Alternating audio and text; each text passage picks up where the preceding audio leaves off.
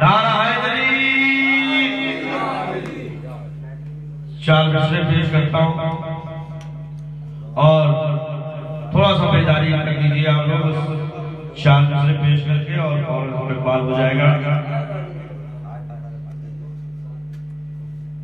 میرے مولا کا یہاں جو کوئی دیوانہ ہے، میرے مولا کا یہاں جو کوئی دیوانہ ہے، لاکھ دیوانہ صحیح اصل میں وہ دانا، لاکھ دیوانہ صحیح اصل میں وہ دانا ہے، لاکھ دیوانہ صحیح اصل میں وہ دانا ہے۔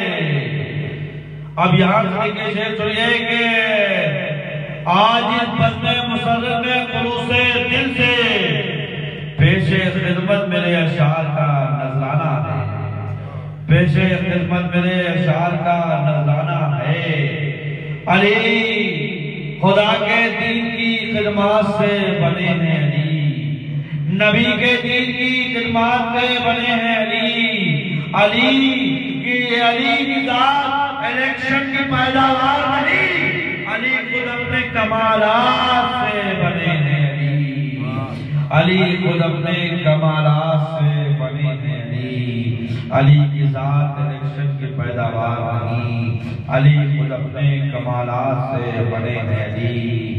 ناد علی کا ورد کرو یہ غم درور کیا، ناد علی کا ورد کرو یہ غم درور کیا، ناد علی کے سامنے یہ انتر منتر کیا، ناد علی کے سامنے یہ انتر منتر کیا۔ تو عشق علی کی راہ میں تو جبریل بھی قاتل ہے، عشق علی کی راہ میں پھر یہ نیر ویر کیا، عشق علی کی راہ میں تو یاد سے سنیے کہ فقیروں کا ہے کیا، چاہے جہاں بستی بنا بیٹھے، علی والے جہاں بیٹھے وہی محفل سجا بیٹھے، فقیروں کا ہے کیا بیٹھے جہاں بستی بنا بیٹھے، علی والے جہاں بیٹھے وہی محفل سجا بیٹھے۔ تو علی والوں کے مرنا بھی کوئی مرنے پہ مرنا ہے، اٹھے اپنے مکہ سے اور علی کے دل پہ جا بیٹھے، علی والوں مرنا بھی کوئی مرنے پہ مرنا ہے، اٹھے اپنے مکان سے اور علی کے در پہ جا بیٹھے۔ سجی محفل علی کے نام کی شہر خموشہ میں، سجی محفل علی کے نام کی شہر خموشہ میں، تھے جتنے باوفا وہ سب کے سب محفل میں آ بیٹھے، تھے جتنے باوفا وہ سب کے سب محفل میں آ بیٹھے۔ آئیے اب گزارش کی جائے بڑے ہی احترام سے، ہیں بھی عشق کے آداب سکھانے والے، شمع کی طرح لہو اپنے جلانے والے، قوم کو زیادہ ایثار سکھانے والے، نظم سے نظم کی تقدیر بنانے والے، لوگ ہر دل کے دریچوں میں سلام رکھ دیں گے، خوف بن جائے گی دل کے قلم رکھ دیں گے۔ آئیے جناب سلطان بارتی صاحب تشریف لائیں، خطیب اہل بیت، اور اسی پر اس پروگرام کا اختتام ہو جائے گا۔ نعرہ حیدری۔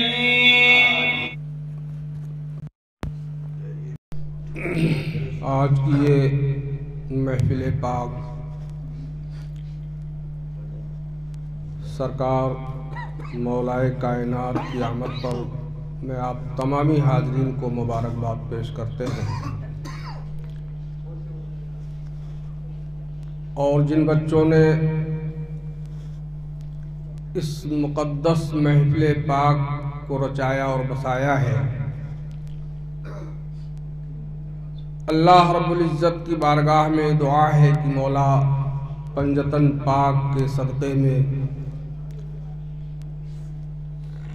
انہیں ہر سال اسی طریقے سے اس محفل پاک کو منعقد کرنے کی توفیق و رفیق عطا فرمائے۔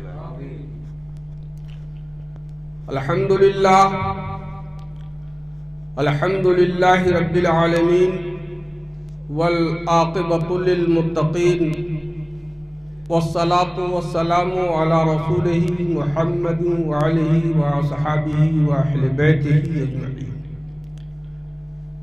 أما بعد فأعوذ بالله من الشيطان الرجيم. بسم الله الرحمن الرحيم.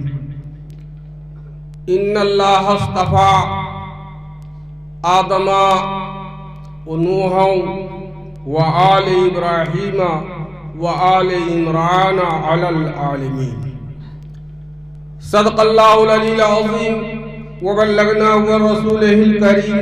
نحن من الشاهدين والشاكرين والحمد لله رب العالمين. آئیے ہم اور آپ سب مل کر پوری کائنات کے مالک و مختار حسنین کریمین کے نانا جان جناب احمدی مجتبی محمد مصطفیٰ صلی اللہ تعالی علیہ وسلم کی دربار پرانوار میں جھوم کر محبت کے ساتھ بلند آواز سے صلوات پیش کیجیے. اللہم صلی علی محمد وآل محمد صلی اللہ تعالی علیہ وسلم. حاضرین کرام، تھوڑی دیر کے لیے میں اس مقصد سے محفلے میں اس بزم میں حاضر آیا کہ میرا بھی نام اس مدح میں شامل ہو جائے. ویسے خطاب جو ہوتے ہیں وہ الگ ایک مجمع ہوتا ہے، الگ ایک محفل ہوتی ہے، تو اس میں کچھ موڈ بنتا ہے. لیکن یہ مولا کی مجلس ہے. اب بظاہر دیکھنے میں تو ہم اور آپ بہت کم نظر آتے ہیں، لیکن یہاں فرشتوں کا ایک ہجوم ہے اور پاک روحوں کا ایک مرکز یہاں پر حاضر ہے. چلیے میں بات کو آگے بڑھاتے ہوئے عرض کرتے ہیں کہ صحبت گل سے اگر خار کلی بن جاتے، صحبت گل سے اگر خار کلی بن جاتے تو ہزاروں غاصب و غدار ولی بن جاتے. اور گر نہ فرماتے خم پہ من کن تو مولا، تو خدا جانے کتنے انسان علی بن جاتے ہیں. حاضرین کرام، تفصیل میں نہ جا کر میں مختصر وقت میں مختصر باتیں آپ کے سامنے عرض کر کے رخصت ہو جانا چاہتا ہوں. اللہ رب العزت نے قرآن مقدس میں ارشاد فرمایا، ان اللہ اصطفیٰ آدم و نوح وآل ابراہیم وآل عمران علی العالمین. بے شک اللہ رب العزت نے چن لیا آدم کو، نوح کو اور ابراہیم کو اور ابراہیم کی آل کو اور عمران کو اور عمران کی آل کو. یہ اللہ تبارک و تعالی کا فیضان دیکھو. اللہ رب العزت نے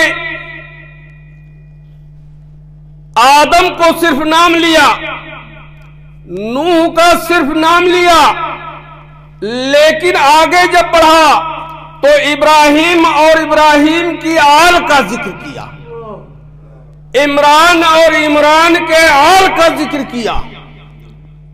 وہ عمران کون ہے؟ جب آپ قرآن کا مطالعہ کرو گے، قرآن میں اس کی تشریح تلاش کرو گے تو پتہ یہ چلے گا کہ مولائے کائنات حضرت علی کرم اللہ وجہ الکریم کے بابا ہیں، حضرت سیدنا سرکار ابو طالب علیہ السلام. ان کا نام عمران ہے، اور جن کے نام سے قرآن میں مکمل ایک سورت موجود ہے. تو اللہ نے فرمایا کہ چن لیا. یہ چنے ہوئے لوگ یہ کیا ہے؟ مصطفیٰ کا معنی ہی چنیدہ کے ہوتے. اور اللہ رب العزت نے جب آدم علیہ السلام کا پتلا تیار کیا، ڈھانچہ بنایا، اور اب تک مکمل پتلا تیار ہو گیا، لیکن ابھی سجدے کا حکم نہیں دیا. اور اس پتلے میں جب پنجتن کا نور داخل کر دیا، تو حکم فرمایا کہ اب آدم کو سجدہ کر. یہ نور کب داخل کیا؟ کہ جب حضرت آدم علی نبینا علیہ السلام کے ڈھانچے کو تعمیر کیا، اور اس میں جب اس نور کو داخل کیا، جب پشت انور میں آدم کے پشت میں پنجتن کا نور پہنچا تو حضرت آدم کو احساس ہوا. تو جب احساس ہوا تو بارگاہ مولا میں آدم علیہ السلام نے التماس کی، باری تعالیٰ یہ کیا ہے؟ تو اللہ تبارک و تعالیٰ نے ارشاد فرمایا محمد، علی، فاطمہ، حسن اور حسین کا نور ہے.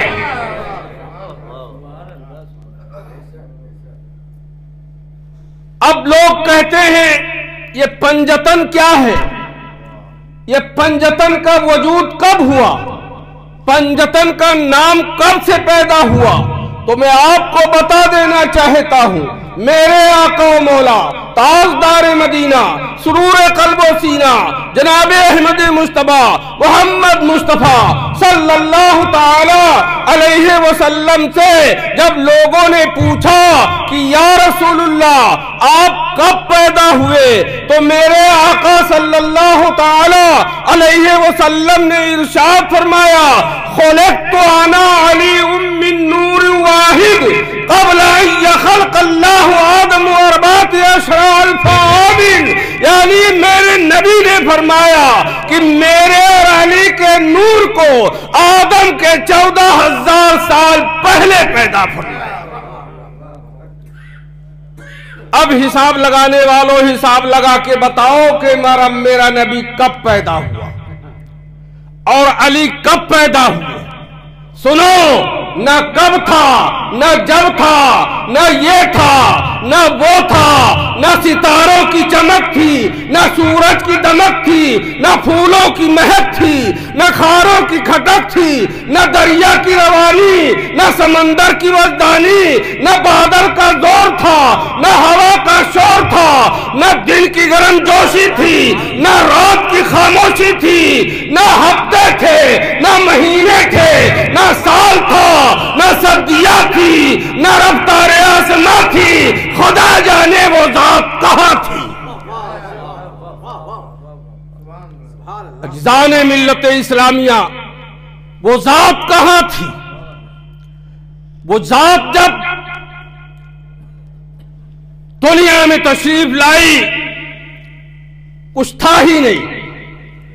صحابہ نے عرض کی یا رسول اللہ جب آپ پیدا ہوئے آپ کا نور کس مقام پر تھا؟ تو پھر نبی کریم صلی اللہ تعالی علیہ وسلم ارشاد فرماتے ہیں کننا اصباحا من نور تحت عرش اللہ تعالی نسبحوہ نقدسوہ.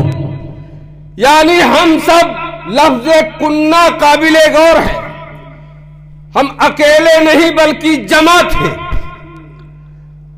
کننا اصباحا من نور تحت عرش اللہ تعالی نسبحوہ نقدسوہ. یعنی ہم سب اللہ کے عرش کے نیچے اس کی تسبیح اور تہلیل کر رہے تھے.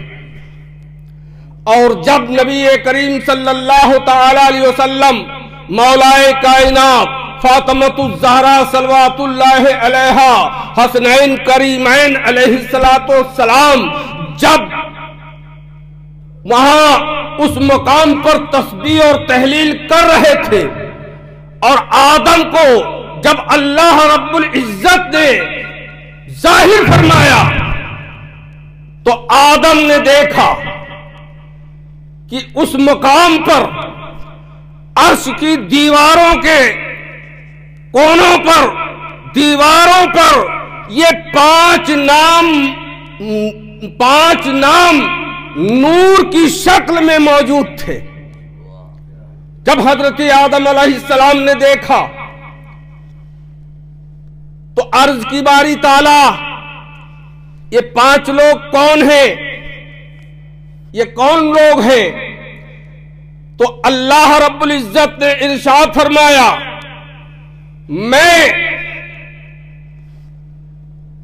اللہ نے فرمایا کہ یہ جو دیکھ رہے ہو 5 نام یہ محمد ہیں، میں محمود ہوں، اپنے نام محمود میں سے میں نے محمد کو پیدا کیا ہے،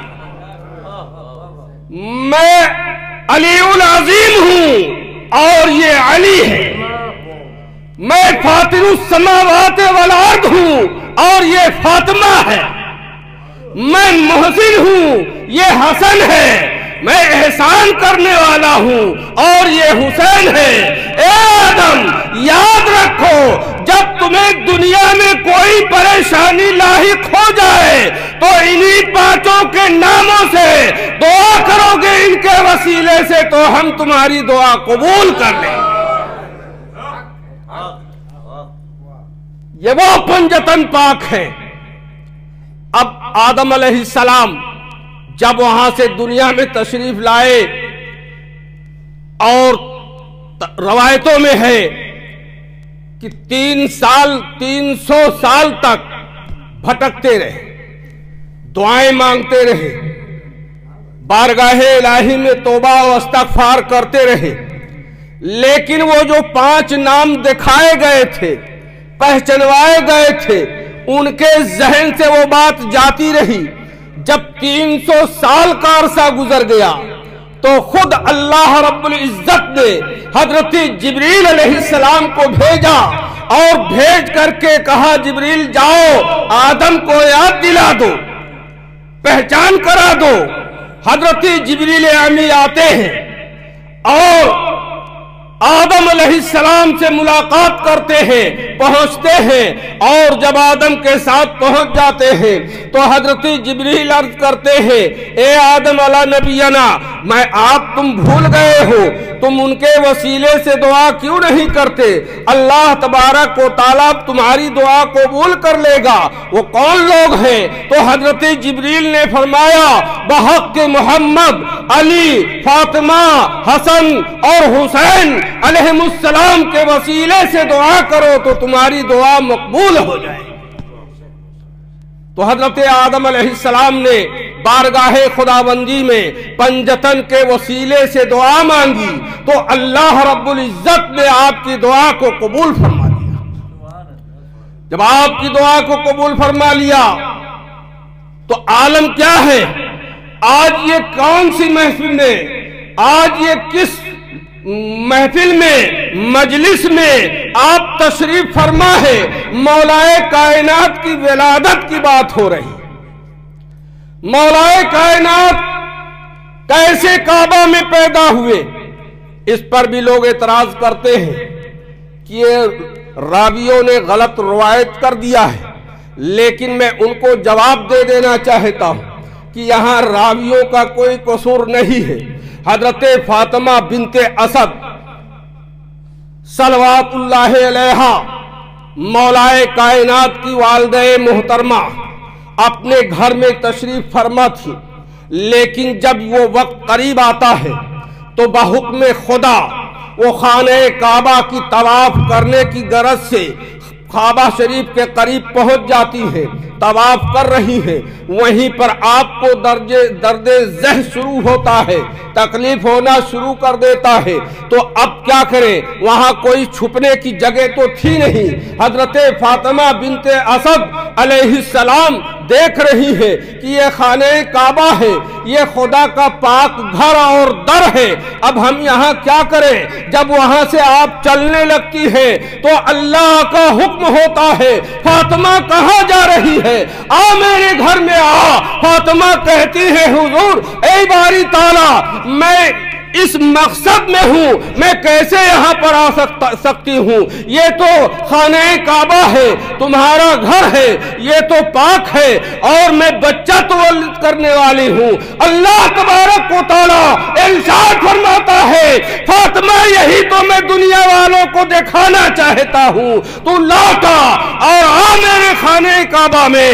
حضرت فاطمہ بنت اسد خانہ کعبہ کے قریب آتی ہے، اور جب دیوار پہ ہاتھ رکھتی ہے تو ایک زلزلہ جیسا محسوس ہوتا ہے، دیوار شک ہو جاتی ہے، اور جب دیوار شک ہوتی ہے تو دور سے دیکھنے والوں نے دیکھا کہ دیوار پھٹ گئی ہے۔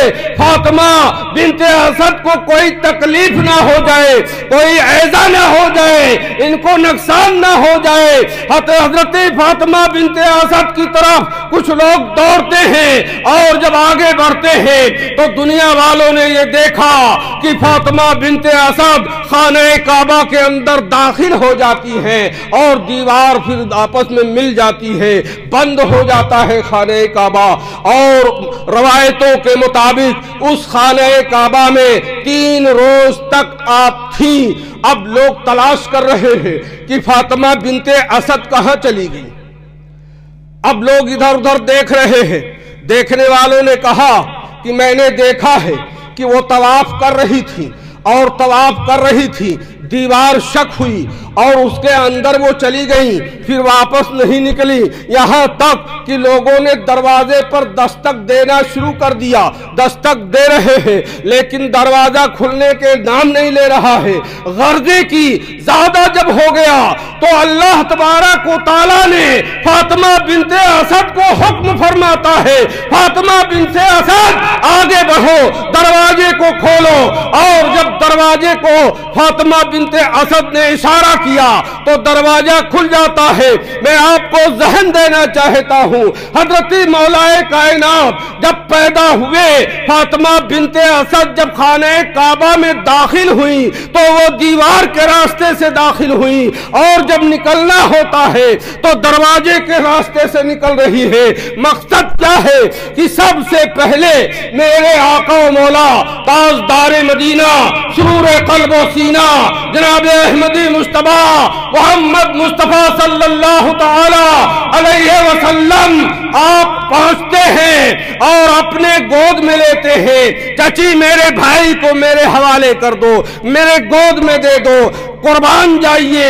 حضرت فاطمہ بنت اسد صلوات اللہ علیہا مولا کائنات کو جب نبی اکرم صلی اللہ علیہ وسلم کے گود میں رکھتی ہے تو ترنت مولا کائنات آنکھوں کو کھول کر کے اور نبی کے چہرے انور کا مشاہدہ فرماتے ہیں، اور جب آنکھیں کھول دیتے ہیں تو میرے آقا مولا تاجدار مدینہ سرور قلب و سینہ جناب احمد مصطفیٰ محمد مصطفیٰ صلی اللہ تعالی علیہ وسلم نے اپنے نورانی زبان کو علی کے منہ میں داخل کر دیتے ہیں۔ تو عزیزان ملت اسلامیہ قربان جائیے، مولا کائنات کی وہ شخصیت ہے کہ جب انہوں نے آنکھیں کھولی تو مصطفیٰ کا روئے زیبا مشاہدہ فرمایا، اور جو پہلا رزق کھایا وہ نبی کا لعاب دہن تھا۔ اب آپ قربان جائیے، اسی لیے تو میں آپ کو بتانا چاہتا ہوں کہ علی کی وہ ذات ہے جس ذات کے بارے میں نبی کریم صلی اللہ تعالی علیہ وسلم نے ارشاد فرمایا النظر علی عبادہ، یعنی علی کے چہرے انور کو دیکھنا عبادت۔ صحابہ نے عرض کی یا رسول اللہ، جب آپ نہیں رہیں گے، علی نہیں رہیں گے تو ہم عبادت کیسے کریں؟ تو نبی کریم صلی اللہ تعالی علیہ وسلم نے ارشاد فرمایا الذکر علی عبادہ، جب علی نہیں رہیں گے تو تم علی کا ذکر کر لینا، علی کا ذکر کرنا بھی عبادت ہے۔ صحابہ نے عرض کیا رسول اللہ ذکر کی محفلیں منعقد ہوں گی تو عزیزان ملت آپ نے فرمایا کہ علی سے محبت کرو، علی سے محبت کرنا بھی عبادت ہے، علی کی محبت ایمان ہے اور ان کا ذکر عبادت ہے۔ تو ہمیں اور آپ کو مختصر سے وقت میں یہ بتانا چاہتا ہوں کہ جب مولا کائنات علیہ السلام خانہ کعبہ میں تشریف لے آئے، خانہ کعبہ میں آپ جب تشریف لے آئے، نبی اکرم صلی اللہ تعالی علیہ وسلم کے گود میں آپ تشریف لائے تو جیسا کہ آپ نے سنا روایتوں کے ذریعے سے یہ بات ظاہر ہو رہا ہے، یہ بتایا گیا ہے، حدیثوں میں یہ چیزیں مرکز ہیں کہ نبی اکرم صلی اللہ تعالی علیہ وسلم نے آپ کے منہ میں پہلا لقمہ جو دیا وہ اپنا لعاب دہن عطا فرمایا اور سب سے پہلے مولا کائنات نے علی مرتضیٰ کا چہرے انور کا مشاہدہ فرمایا۔